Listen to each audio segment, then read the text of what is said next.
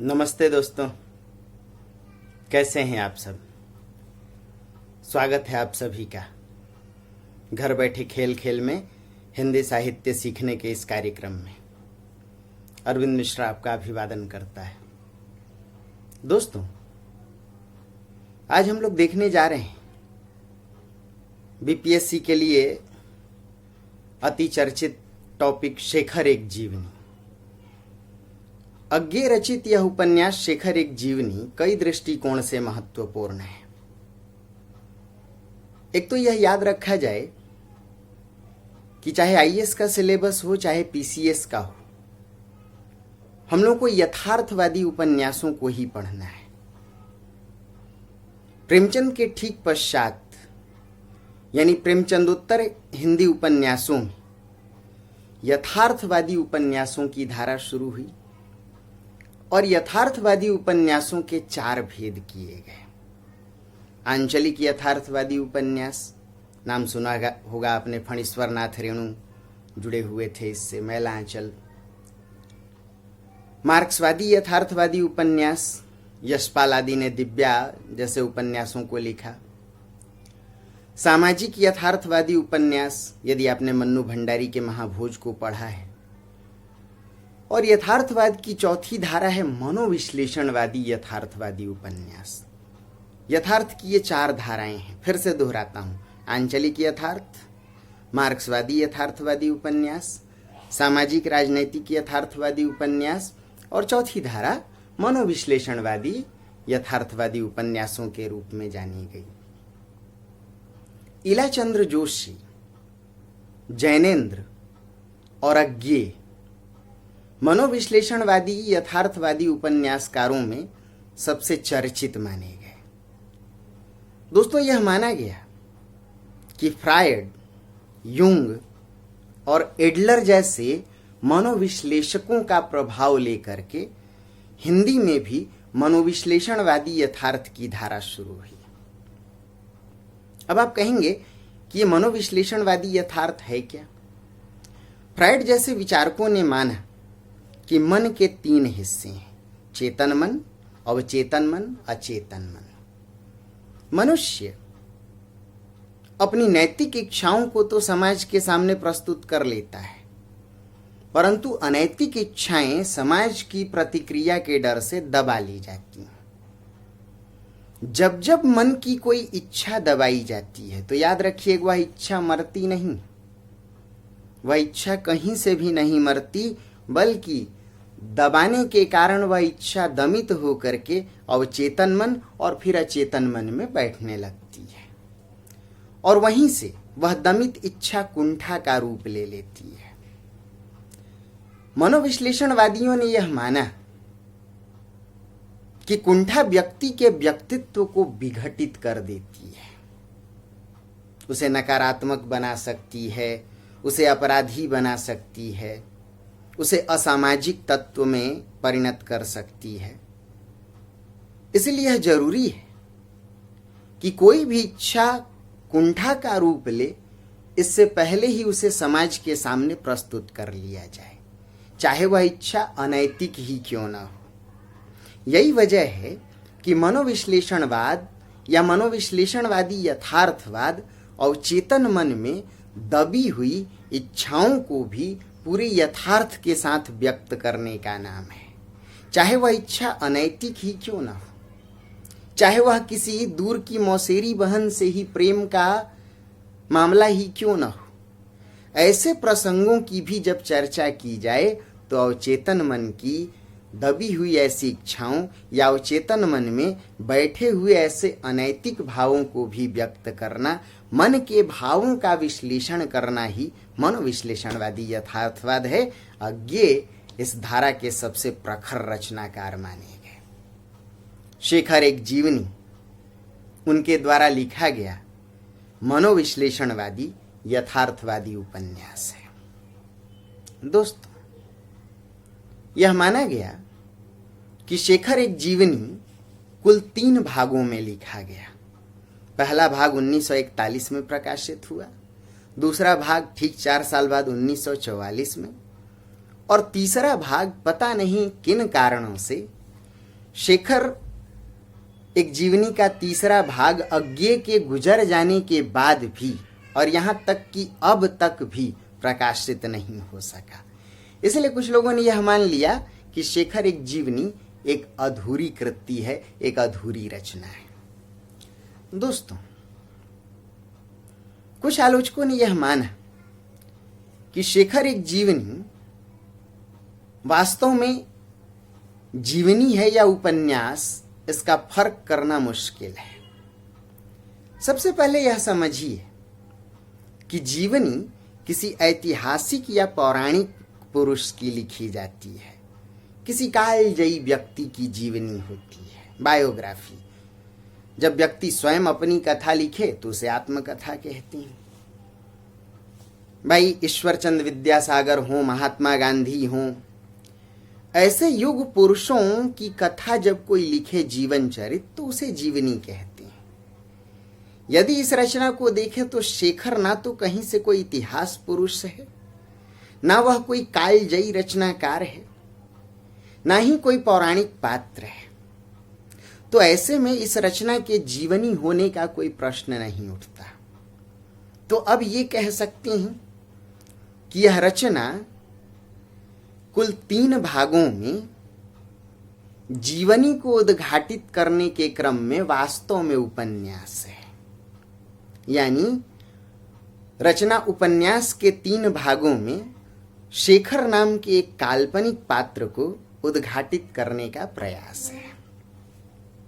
दोस्तों, प्रेमचंद के ठीक पश्चात उपन्यासों की गति और मति बदल गई, उपन्यासों की धारा बदल गई। पहले जहां उपन्यासों में तिलस्मी अय्यारी चीजें होती थीं, चमत्कारी बातें होती थीं, प्रेमचंद ने आते ही इन बातों को ध्वस्त कर दिया।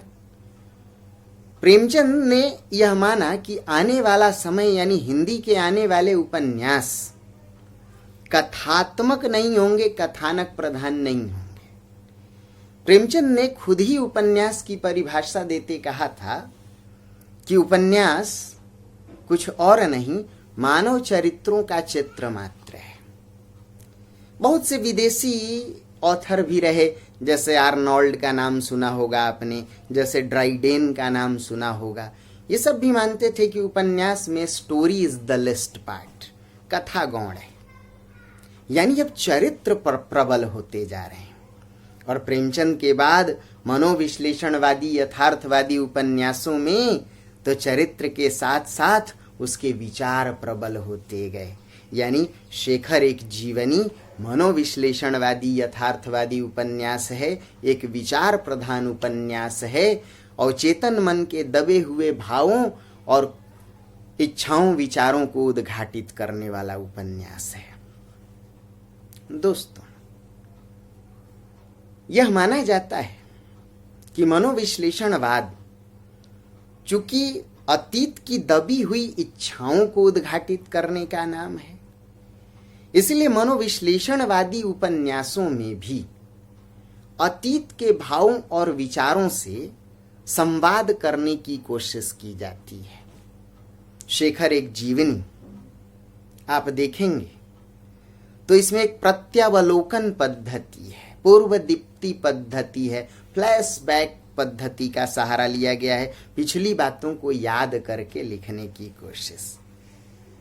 क्योंकि ऐसे तो उपन्यास में कई शैलियां हैं। आप देखेंगे पत्र लेखन शैली है, आप देखेंगे संवाद शैली है, डायरी शैली है, रिपोर्टाज शैली है। कुछ आलोचकों ने तो यहाँ तक माना कि इसे उपन्यास कहा जाए या जीवनी कहा जाए, इसे संस्मरण कहा जाए, इसे यात्रा वृतांत कहा जाए, इसे रेखा चित्र कहा जाए या इसे रिपोर्टाज, कोई फर्क नहीं पड़ता। यह सभी शैलियों को मिलाकर लिखी जाने वाली रचना है। दोस्तों, हम लोग बात कर रहे थे शेखर एक जीवनी में अतीत से संवाद है। क्यों? क्योंकि शेखर एक जीवनी का जो पहला भाग शुरू होता है वह शेखर के जेल में सजा काट रहे उस क्रम से शुरू होता है जहां उसे फांसी की सजा मिली हुई है। फांसी की प्रतीक्षा में शेखर बैठा है। और तब वह अपने अतीत को याद करता है। दोस्तों, कुछ लोगों ने यह माना कि इस उपन्यास का शेखर कोई और नहीं, स्वयं रचनाकार अज्ञेय है। और कई जगह ऐसे मुद्दे आते हैं जब आपको लगने लगता है कि वास्तव में शेखर एक जीवनी अज्ञेय की ही जीवनी है। कई बिंदु समान है। जैसे इस उपन्यास का पात्र शेखर भी क्रांतिकारी है, विज्ञान पढ़ा हुआ है, और अज्ञेय भी व्यक्तिगत जीवन में क्रांतिकारी रहे। अज्ञेय भी साइंस ग्रेजुएट थे। शेखर के पिता पुरातत्व विभाग के अधिकारी हैं। अज्ञेय के पिता भी पुरातत्व विभाग के अधिकारी थे। शेखर अपने पढ़ाई के क्रम में कई स्थानों का भ्रमण करता है, लाहौर का, मद्रास का, पटना का, श्रीनगर का। और अज्ञेय भी व्यक्तिगत जीवन में भ्रमणशील थे, न केवल पढ़ाई के दौरान बल्कि उसके पश्चात भी। उनकी रचना अरे या यावर रहेगा याद यह स्पष्ट करती है, यह रचना कि शेखर भ्रमणशील थे। दोस्तों, जिस प्रकार शेखर क्रांतिकारी है, बम बनाता है, वास्तव में अज्ञेय भी क्रांतिकारी थे। अगर आपको एच.ए. सारे संस्था याद हो, यदि आपने भगत सिंह राजगुरु सुखदेव की फांसी की घटना को याद रखा है, तो आप देखेंगे कि भगत सिंह और राजगुरु के मित्र के रूप में, उनके मददगार के रूप में अज्ञेय स्वयं उस दल में शरीक थे। चंद्रशेखर आजाद भगत सिंह की कई प्रकार से मदद करते थे। अज्ञेय बम बनाने के कारण लोग इन्हें साइंटिस्ट के नाम से जानते थे। इसीलिए कुछ लोगों ने यह मान लिया, मैं फिर से दोहराता हूं, कुछ लोगों ने यह मान लिया कि शेखर एक जीवनी वास्तव में अज्ञेय की ही जीवनी है। दोस्तों, यदि बात करें रचनाकार अज्ञेय की, तो उन्होंने भी कुछ एक संकेत ऐसे छोड़ दिए। जैसे उन्होंने लिखा इस रचना की भूमिका में कि वेदना में एक अद्भुत शक्ति होती है जो दृष्टि देती है। जो यातना में होता है वह दृष्टा होता है। दृष्टा का अर्थ दार्शनिक होने से है। जीवन अनुभवों को जानकर उन पर विचार करने की क्षमता को ही दृष्टा कहती हैं। अज्ञेय ने लिखा कि घनीभूत पीड़ा की एक रात देखे गए विजन का ही नाम शेखर एक जीवनी है। घनीभूत पीड़ा, अब आप समझ सकते हैं कि घोर यातना और घोर पीड़ा के दौर से अज्ञेय जैसे रचनाकार गुजर रहे थे। उनका व्यक्तिवाद, उनका अस्तित्ववाद, उनका क्षणवाद कहीं न कहीं उन्हें पीड़ा में जीने को विवश कर रहा था। सामाजिक वर्जनाओं से ये सीधे टकरा रहे थे। तो शेखर की रचना स्वयं अज्ञेय करती, उनका एक कल्पित पात्र है, और हमें यह भ्रम होता है कि शेखर कोई और नहीं बल्कि अज्ञेय का ही आत्म प्रक्षेप। बिल्कुल, अज्ञेय ने ही इस पात्र को रचा, और इसीलिए उन्होंने लिखा कि शेखर में मेरापन कुछ अधिक है। यानी शेखर की बहुत सी बातें मुझसे मिलती जुलती हैं, परंतु इसका अर्थ यह नहीं कि हूबहू शेखर ही अज्ञेय थे या अज्ञेय का ही प्रतिनिधि बन करके शेखर आता है। दोस्तों, रचनाकार ने लिखा कि यह रचना एक व्यक्ति के निजी और अभिन्नतम दस्तावेज का प्रारूप है, रिकॉर्ड ऑफ पर्सनल सफरिंग्स। एक व्यक्ति का निजी और अभिन्नतम दस्तावेज ही शेखर एक जीवनी है। जाहिर सी बात है, निजी पीड़ा, निजी कुंठाएं, निजी भावनाएं, निजी इच्छाएं, परंतु फिर भी अज्ञेय ने लिखा कि यह रचना इस कदर भी निजी नहीं है। बेशक यह निजी जीवन का अभिन्नतम दस्तावेज है, किंतु इसमें शेखर और मेरा युग बोलता है, मेरा समाज बोलता है। इसमें कोई शक नहीं है कि अज्ञेय स्वयं व्यक्तिवादी थे, और उन्हीं का व्यक्तिवाद उनके चरित्र शेखर में भी उतर कर आता है। यानी अज्ञे का व्यक्तिवाद शेखर एक जीवनी के व्यक्तिवाद से बहुत अलग नहीं है। स्वयं अज्ञे ने अपनी कई रचनाओं में इस व्यक्तिवाद को उद्घाटित किया। लिखते हैं, चल उड़चल हारिल लिए हाथ में, यही अकेला ओछा तिनका। अज्ञे ने लिखा, हम नदी के द्वीप हैं, स्थिर समपर्व है हमारा, किंतु हम बहते नहीं, बहना रेत होना है। अज्ञे ने लिखा, यह दीप अकेला स्नेह भरा है, गर्व भरा मदमाता। यदि उनकी अन्य कविताओं को देखें, जो पुल बनाएंगे वह अनिवार्यतः पीछे रह जाएंगे। सेनाएं हो जाएंगी पार, मारे जाएंगे रावण, जयी होंगे राम।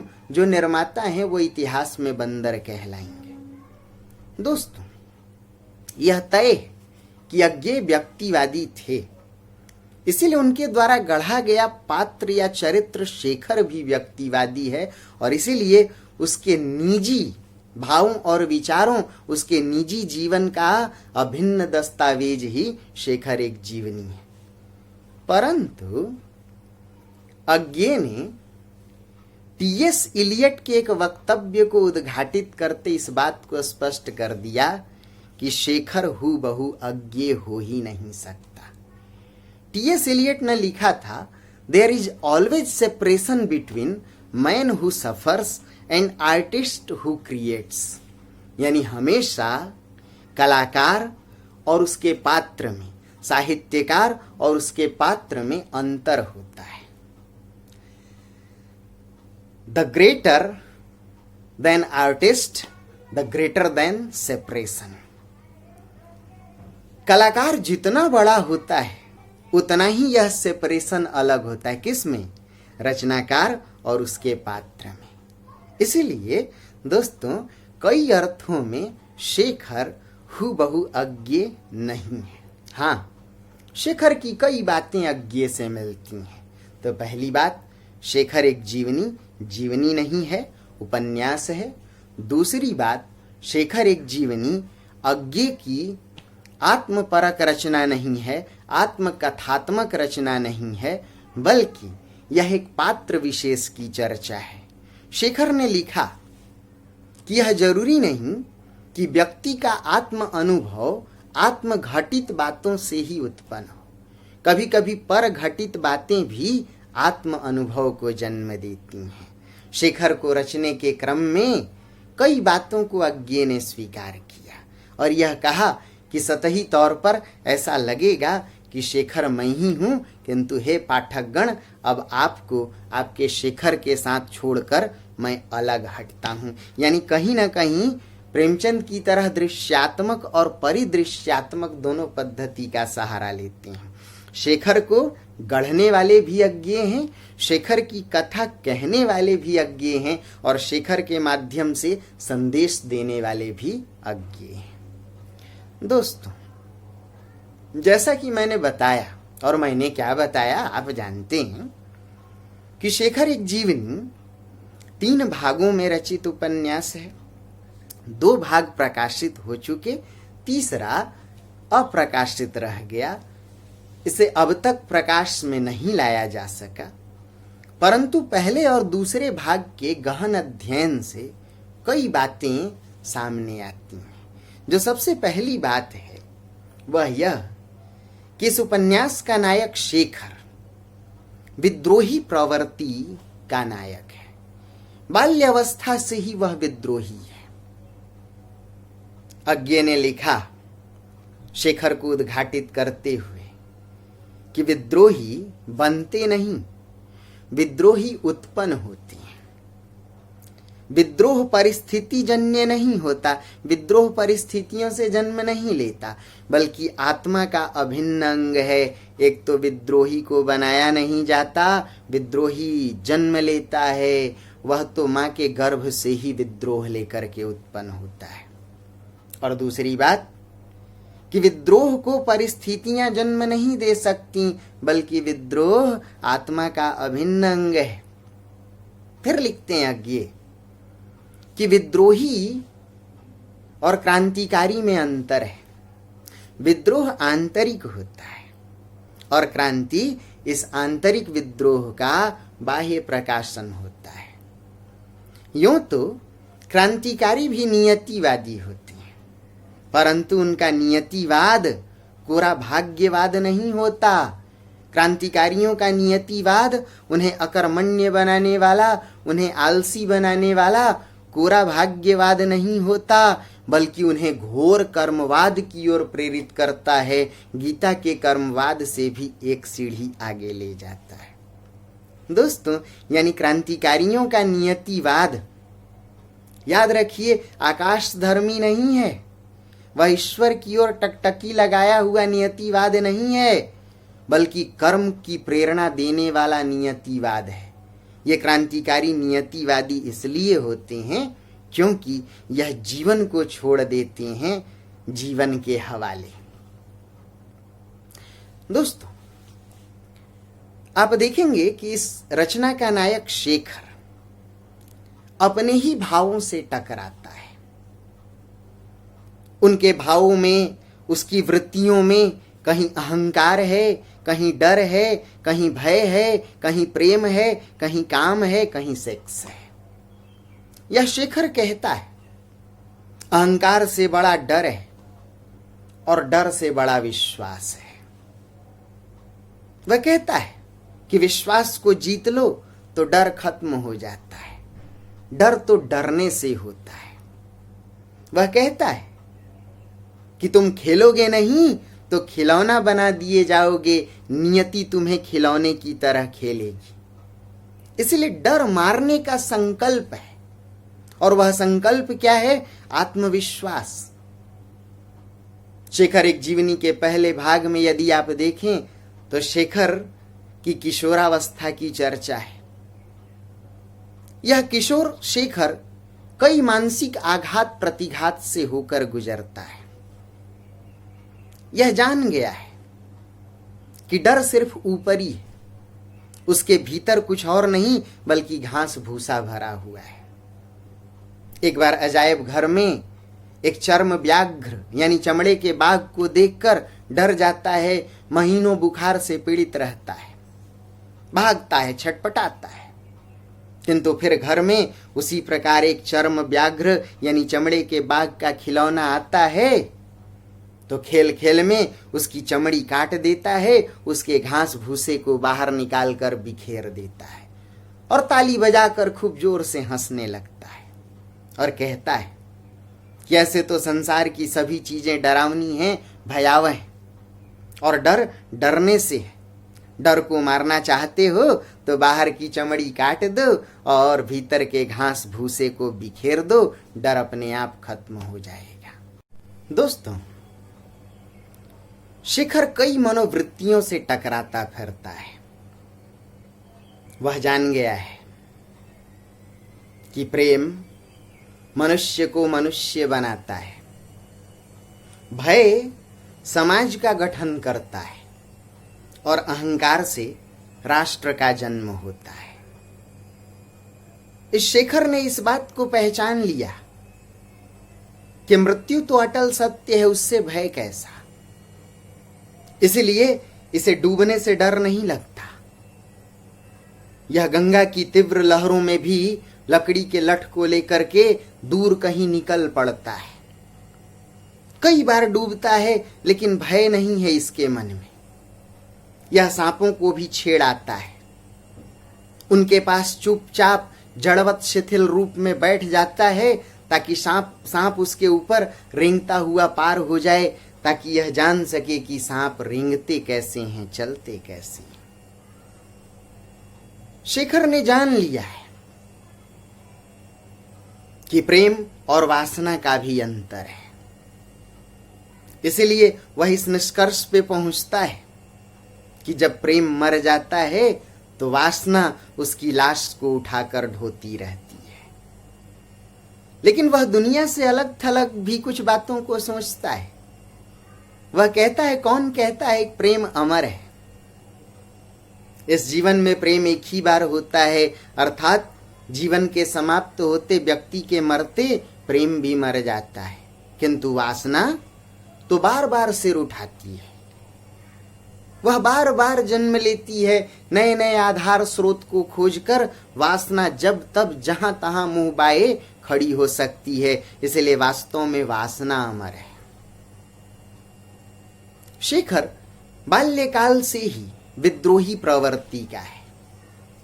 यह माना गया कि उपन्यास विद्रोह का दस्तावेज है और इसलिए इसके केंद्र में विद्रोह है। आप देखें तो उपन्यास का पहला भाग आरंभ या उत्थान के नाम से शुरू होता है और दूसरा भाग संघर्ष के नाम से। और इन भागों को भी 4-4 शाखाओं, 4-4 अध्यायों में बांटा गया है।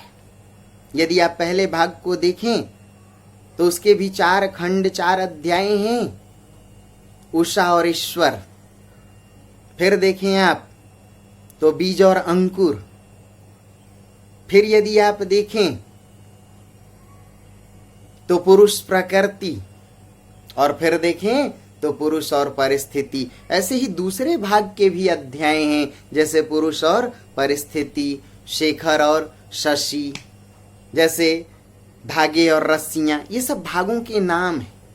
वास्तव में ये भाग कुछ और नहीं बल्कि मनोवृत्तियां हैं, मन के भावों का विश्लेषण है। एक व्यक्ति जैसे जैसे अपने उम्र के पड़ावों को पार करता जाता है, वह सभी चीजों के विषय में गहन चिंतन करने लगता है और चेतन मन के बैठे इन्हीं गहन चिंतन भावों को मनोविश्लेषण कहते हैं। शेखर अनिश्वरवादी नहीं, जिज्ञासु है, परंतु उसकी जिज्ञासा उसे नास्तिक बना देती है। वह जानना चाहता है कि ईश्वर है क्या, और है तो फिर वह सब कुछ ठीक क्यों नहीं कर देता। और यदि ईश्वर का काम सब कुछ ठीक करना है तो फिर दंगे क्यों हैं, फिर बाढ़, सूखा जैसी प्राकृतिक आपदाएं क्यों हैं। वह जैसे ही जानता है कि बच्चे का जन्म ईश्वर से नहीं होता, वह माता से पूछता है, अपनी बहन से पूछता है, उसे संतोष नहीं होता। मां जवाब देती है कि बच्चे का जन्म ईश्वर से होता है। एक अंडे से निकले चूजे को देखकर शेखर समझ जाता है कि बच्चों का जन्म ईश्वर से नहीं होता, वह तो एक जैव वैज्ञानिक प्रक्रिया है। और तब वह ईश्वर के प्रति भी आस्था को खो देता है, ईश्वर के प्रति भी विद्रोही बन जाता है। और मां के आश्वासन भरे जवाब को न सुनकर, यानी मां के जवाब से आश्वस्त नहीं है, इसलिए मां के प्रति भी विद्रोह रखता है। मां उसका विश्वास करती है। इसलिए शेखर बाल्यकाल से ही संबंधों को लेकर के भी विद्रोही रहा है। उसकी यह विद्रोह वृत्ति उसे सामाजिक रूढ़ियों के खिलाफ भी रखती है। वह जड़ताओं और अंधविश्वासों का, जाति वर्णवादी परंपराओं का घोर विरोधी है।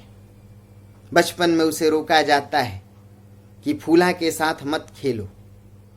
पूछने पर साफ साफ स्पष्ट कारण उसे नहीं बताया जाता, किंतु इतना जान पाता है कि वह एक अछूत कन्या है।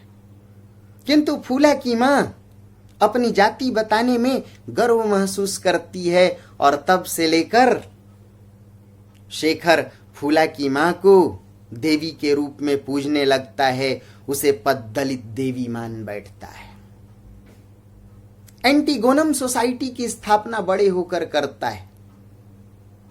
हाई स्कूल की पढ़ाई के दौरान अछूत महिलाओं और नारी उद्धार के लिए, जाति और वर्ण व्यवस्था से उत्पन्न शोषण को खत्म करने के लिए इस सोसाइटी को जन्म देता है।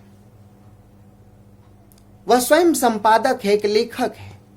जिस प्रकार अज्ञेय व्यक्तिगत जीवन में बहुआयामी प्रतिभा संपन्नशाली थे, उसी प्रकार उनका पात्र शेखर भी कई कलाओं में, कई योग्यताओं में निपुण है।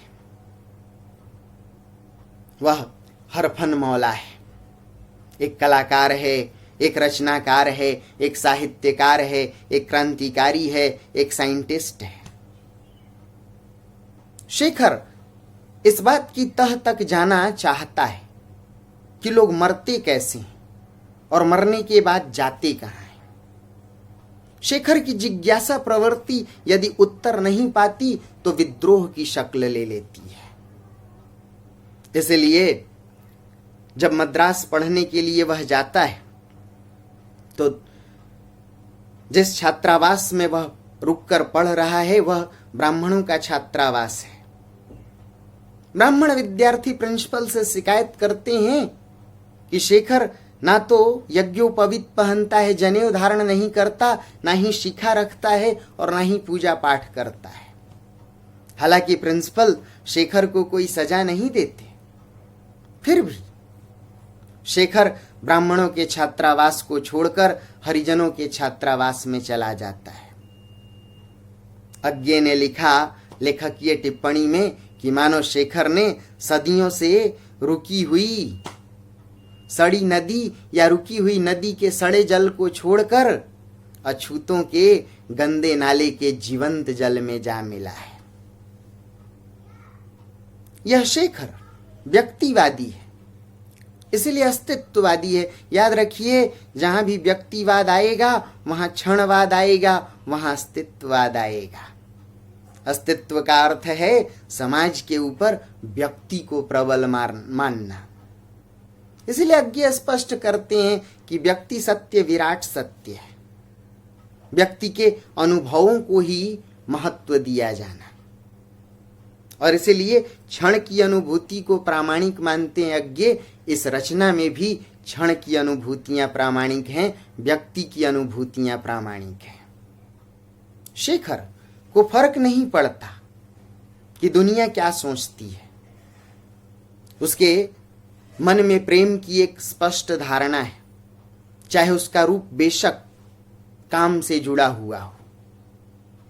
वह बाल्यकाल में बहुत छोटा रहता है, तभी से सरस्वती अपनी सगी बहन के प्रति आसक्त है, और फिर बड़ा होता है तो उसके जीवन में शारदा, शांति, शीला कई लड़कियां आती हैं, और फिर आती है उसके जीवन में शशि।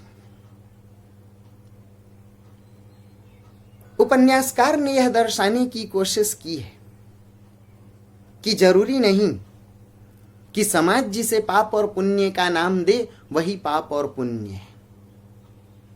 कुछ आलोचकों ने शेखर को अश्लील मान लिया। यह शेखर कहता है कि मेरे मन में जैसी भावना सगी बहन सरस्वती के लिए है वैसी भावना शशि के लिए क्यों नहीं। शशि मर रही होती है, उसका पति उसे घर से निकाल देता है, उसे उल्टा मान बैठता है। उसे पता चलता है कि यह शेखर के यहां एक रात रुक कर आई है। पेट पर लात मारने से उसका गुर्दा फट चुका है। न केवल शेखर शशि को शरण देता है, बल्कि एक प्रकार से शशि की शरण में चला जाता है। उपन्यास की कुछ पंक्तियां इशारा करती हैं कि सबसे पहले तुम शशि, तुम पहले इसलिए नहीं क्योंकि तुम मेरे जीवन में पहले आई या तुम वो ताजी अनुभूति हो, बल्कि मेरा होना तुम्हारे होने से है। शशि के मरने के बाद भी वह कहता है, कौन कहता है कि शशि मर गई?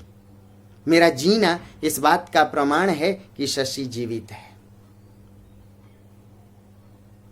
शशि के मरने से पहले शशि के माथे को वह चूमता है।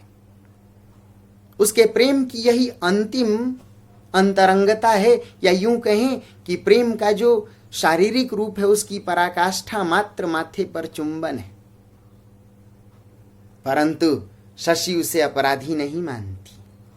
वह कहती है, वीर कभी अपराधी नहीं होते। शशि कहती है कि जो तुमने दिया है वह वरदान है, इसमें लज्जा कैसा, इसमें ग्लानि कैसी। और इसीलिए शेखर अंततः इस बात को स्वीकार करता है कि मैं तो कुछ भी नहीं हूं, मैं जो कुछ हूं वह शशि का है। शशि टूटकर मुझे बना गई है, इसलिए वह मरी नहीं। मेरे जीने का अर्थ ही है कि वह जिंदा है। दोस्तों, शेखर एक जीवनी को यदि आप देखें तो भाग 1 और भाग 2 दोनों को मिला करके शेखर नामक पात्र या शेखर नामक नायक के यौवनावस्था यानी जब तक वह जवान होता है, एक युवक के स्तर पर पहुंचे शेखर की जीवन गाथा है।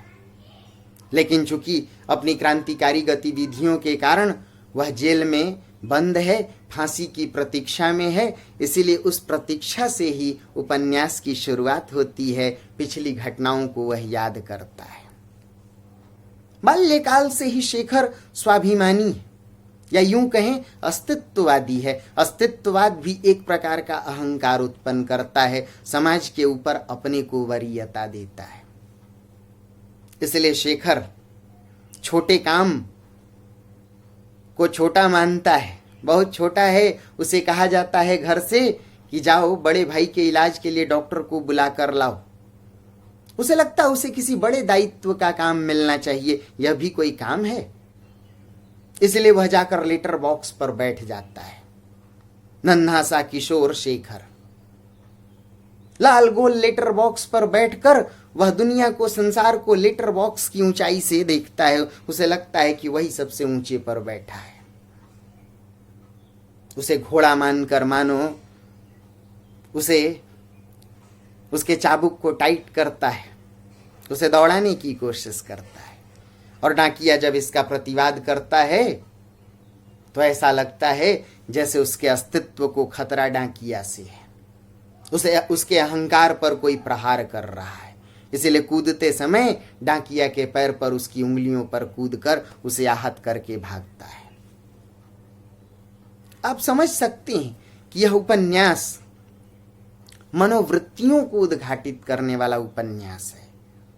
जिस प्रकार आचार्य शुक्ल ने चिंतामणि में मनोवृत्तियों की चर्चा की, उसी प्रकार शेखर एक जीवनी, हालांकि मनोविश्लेषणवादी है, इसमें मनोभावों की चर्चा है। प्रेम, भय, कुंठा, सेक्स, अहंकार, ऐसे भावों की चर्चा है।